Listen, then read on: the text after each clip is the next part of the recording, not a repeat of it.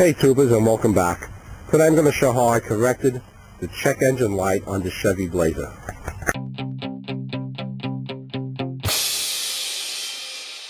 Today I want to take my car in to get inspected. Service engine light comes up. When I had it checked out, it came up with a P0174 and a P0171 code. Checking these out, it could be a vacuum leak, it could be a clogged fuel filter, clogged gas filter, a dirty mass airflow sensor, among other things. So I'm going to look at the easiest first. I'm going to check the air filter, clean that out, the mass airflow sensor, and if that doesn't work, then we'll go to the fuel filter and proceed from there. As I mentioned before, those codes can indicate a dirty air filter, a dirty mass airflow, or just a vacuum leak somewhere in here. Before I get to the gas filter, which is underneath, I'm going to go to the air filter. To get the air filter off, we have, if you can see it here, you have these Phillips head screws, and there's one back in here. And we're going to loosen this clamp over here and take this mass airflow clamp. We're going to disconnect these two. I want to be careful not to break these clips, and we'll see if this is a problem. If not, from here we'll end up going to the gas filter and changing that. I'm going to get started now, and we'll be back with it. To get this air filter housing off, I had to disconnect over here and disconnect it from the mass airflow, not to take off this radiator hose. It's in here pretty tight. I don't know if all vehicles will be that way, but the problem we have here, this is what's on the inside of this air filter box. What a mess. And you can see how bad this filter is. Hopefully, this is what the code is all about. So they have an air restriction. Now I like to clean this out, but I don't have any of the mass airflow cleaner. Online it says, some people say you could use brake cleaner. Others say no. Definitely can't use carburetor cleaner in there. Although, I will use some carburetor cleaner to spray down in the throttle body and some of the levers on the side. For now, I'm going to clean this out. I'm going to have to run to the store to get that mass airflow cleaner, the spray, because if it's this bad in here, and the filter looks like this, I'm pretty sure that we're going to have some kind of an issue in here. Anyway, I'll get started on that, and be back as soon as I'm done.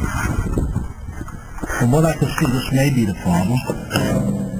There's a little bit of debris around here, but importantly, if you look at these three strips going across, in between them,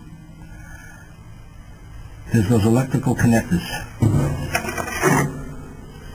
Don't want to touch these, but I'm going to get that sprayed up real good, put it back together, and see if that'll knock off that engine service light.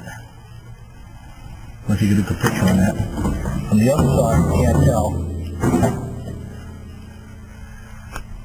This side you really can't see much, but you can see that it's dirty.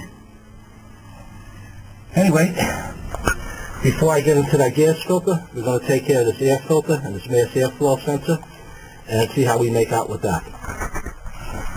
Now it's going to be a couple hours before I get back to the truck here, and I planned on changing this fuel filter.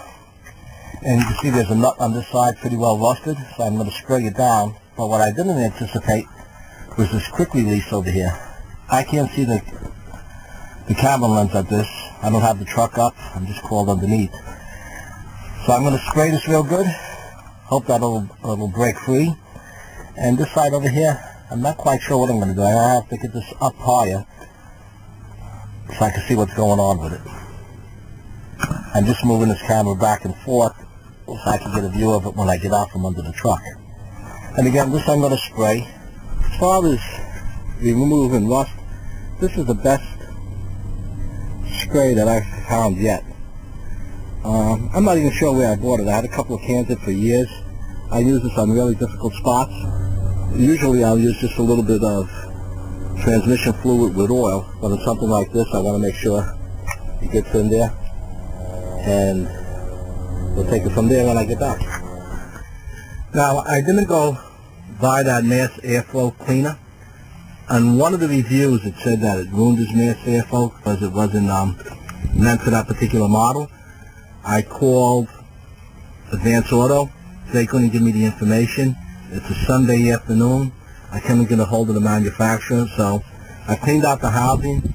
I just blew it out with low compression air, hoping that that would do it. But I think more than anything, this air filter being clogged the way it was tripping it. To put it back together, I stuck the air filter in here, wiggled it in, still not connected yet, you can see, and then connected these two pieces.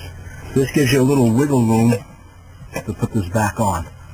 I have to put these two connectors back on, tighten this 10mm bolt, and fasten these 4 Phillips head screws, tighten this, and reconnect this hose back here.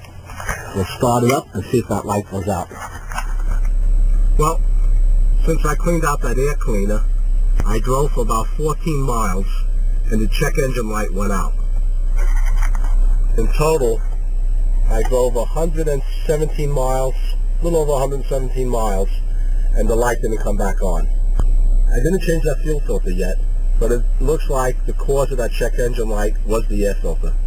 This was an easy fix, and something that shouldn't have went that long to begin with. Anyway, this is a good lesson on keeping your eye on the air filter and make that part of your regular maintenance when you change your oil.